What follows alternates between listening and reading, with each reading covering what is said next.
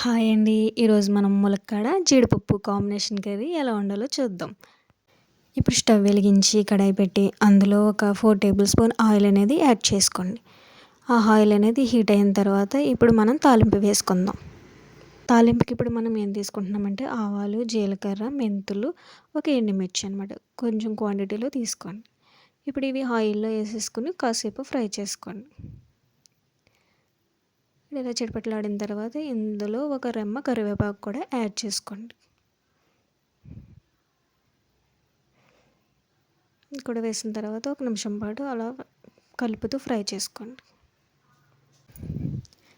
చూసారా ఇలా చక్కగా ఫ్రై అయిన తర్వాత ఇప్పుడు మనం సన్నగా కట్ చేసుకున్న ఆనియన్స్, పచ్చిమిర్చి యాడ్ చేసుకుందాం.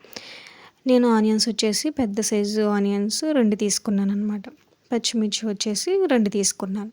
ఇవి చిన్న ముక్కలుగా కట్ చేసుకోవాలి. ఇప్పుడు ఈ ఆనియన్స్‌ని ఒకసారి కలుపుతూ అలా ఫ్రై చేసుకోండి.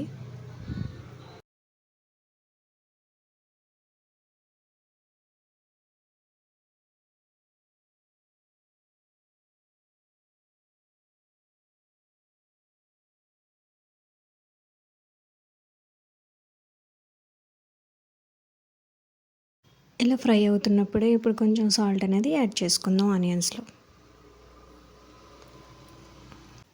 ఒకసారి కలుపుతూ ఫ్రై చేసుకుందాం ఇప్పుడు.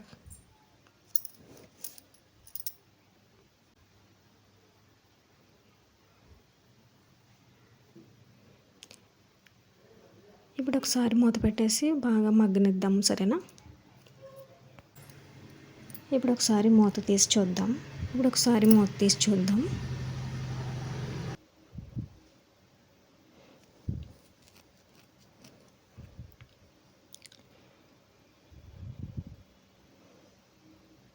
ఇప్పుడు ఒకసారి చక్కగా కలుపుకుందాం ఇలాగా.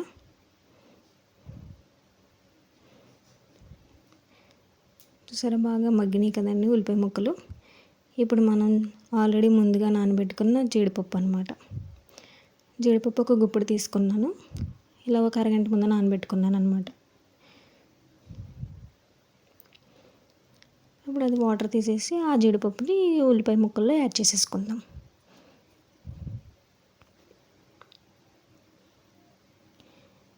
ఇలా యాడ్ చేసిన తర్వాత ఒకసారి కాసేపు ఫ్రై చేసుకుందాం ఇలాగ.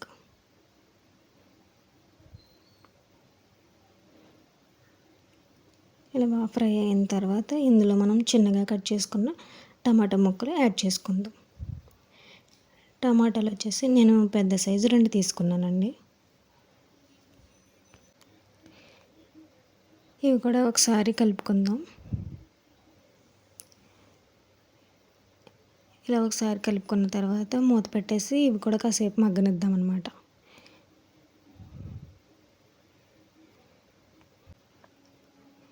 మూత పెట్టేసినా కూడా మధ్య మధ్యలో ఒక్కొక్కసారి కలుపుకుంటూ ఉండాలండి, లేదంటే అడుగంటేస్తుంది.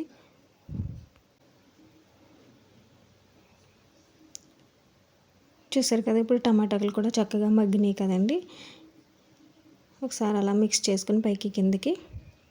ఇప్పుడు ఇందులో మనం ములక్కాడలు యాడ్ చేసుకుందాం. చిన్నగా కట్ చేసుకున్న ములక్కాడలు అనమాట. నేను వచ్చేసి మీడియం సైజు 4 తీసుకున్నానండి. ఇవి కూడా ఇలా చక్కగా కలుపుకుంటూ ఫ్రై చేసుకుందాం. ఇప్పుడు ఇవి కూడా ఒకసారి మగ్గాలి కాబట్టి మనం మూత పెట్టేసుకుందాం. ఒక 2 మినిట్స్ తర్వాత ఒకసారి మూత ఓపెన్ చేసి చూద్దాం. చూసారా ములక్కాడలు కూడా బాగా మగ్గినాయి కదండి.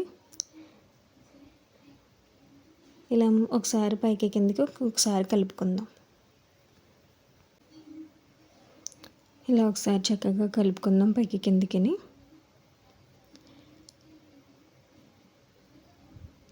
ఇలా బాగా కలుపుకున్న తర్వాత ఇప్పుడు మనం ఇందులో చిటికెడు పసుపు యాడ్ చేసుకుందాం.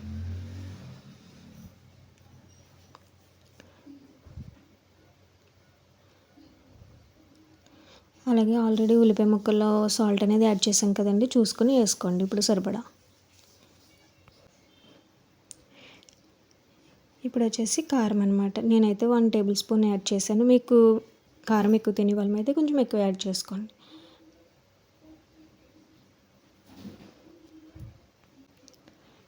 కారం, సాల్ట్ ఇవన్నీ వేసిన తర్వాత ఒకసారి చక్కగా ఫ్రై చేసుకొని ఇలాగా ఇప్పుడు దీనికి సరిపడా ఈ కర్రీకి సరిపడినంత వాటర్ యాడ్ చేసుకుందాం. వాటర్ వచ్చేసి మనకి ములక్కాడలు మురిగే వరకు వేసుకుంటే సరిపోతుందన్నమాట.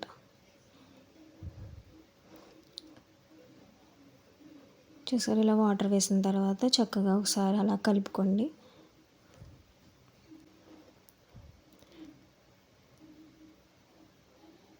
ఇలా సరిపడినంత వాటర్ వేసుకున్న తర్వాత కాసేపు మూత పెట్టేసి కాసేపు ఉడకనిద్దామండి.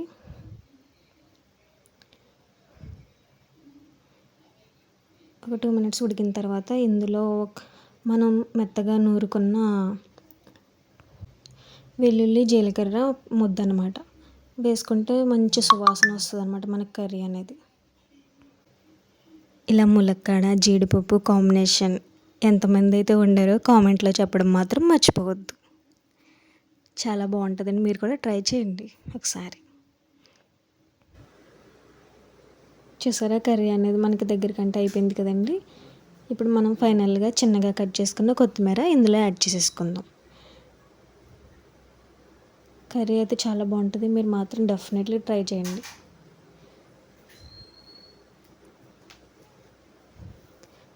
ఫైనల్గా కొత్తిమీర యాడ్ చేసేసుకొని కాసేపు మూత పెట్టేసి స్టవ్ ఆఫ్ చేసేసుకుందాం.